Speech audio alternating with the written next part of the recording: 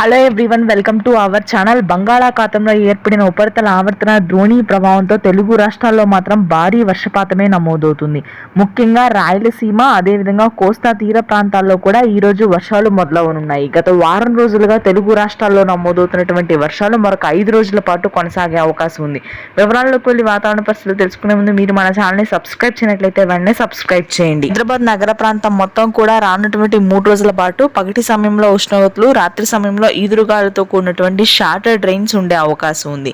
ఇక ఆ తర్వాత రంగారెడ్డి, వనపర్తి, నాగర్ కర్నూల్, నల్గొండ, మహబూబ్ నగర్, గద్వాల్, నారాయణపేట్, హన్మకొండ, కరీంనగర్, అల్వాల్ ప్రాంతాల్లో తేలికపాటి నుంచి మోస్తరు వర్షాలు ఈ రోజు రాత్రికి ముఖ్యంగా నమోదవుతాయని వాతావరణ కేంద్రం వెల్లడించింది.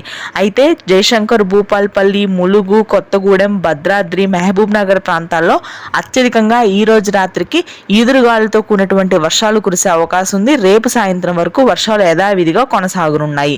ఇక ఆ తర్వాత రాయలసీమలోని తిరుపతి, చిత్తూరు, పీలేరు, పలమనేరు, నంద్యాల, కదిరి, బద్వేల్ ప్రాంతాల్లో ఈ రోజు రాత్రికి వర్షాలు నమోదవుతాయి. ఉత్తరాంధ్ర, మధ్యాంధ్ర జిల్లాల్లో పగటి సమయంలో భారీ ఉష్ణోగ్రతలు ఉంటాయి. రాత్రి సమయంలో తేలికపాటి నుంచి మోస్తరు వర్షాలు కురవనున్నాయి. ఇది ప్రస్తుతానికి వెదర్ అప్డేట్. Thank you.